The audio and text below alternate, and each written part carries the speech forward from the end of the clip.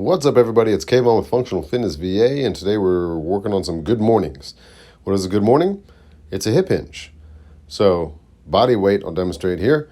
Long spine, soft knees as I hinge through the hips, push my hips back, and folding over. Simple enough, right?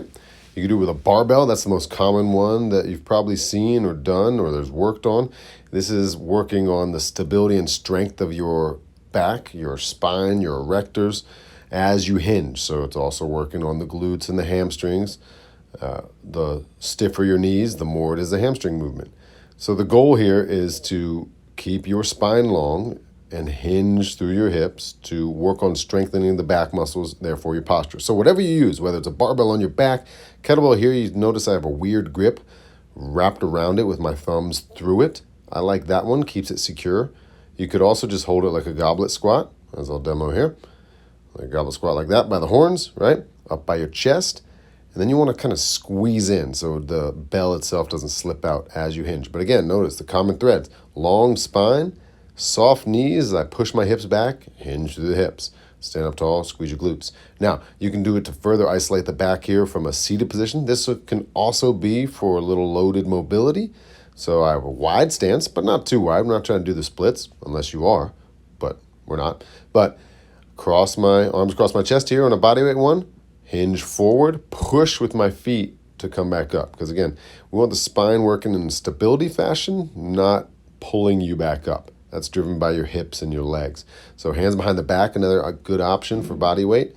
Hinge over, push through my feet to sit up nice and tall. All right, regardless where your feet are, width-wise, you want to be able to push through them to come back up. So you can come a little closer, a little wider, whatever you prefer. You could load it further then. A pair of dumbbells is a good choice. Hinge over, push yourself back up. Again, common threads, long spine, hinge to the hips, push yourself back up through your legs and hips. Now, if you run out of room on that, boom, get a taller thing, right? In this case, I have a box to sit on, pretty tall box. I got my feet on these risers so that I have more range so I can go past my feet in the bottom end with these dumbbells. That's the only drawback with using the dumbbells here in this.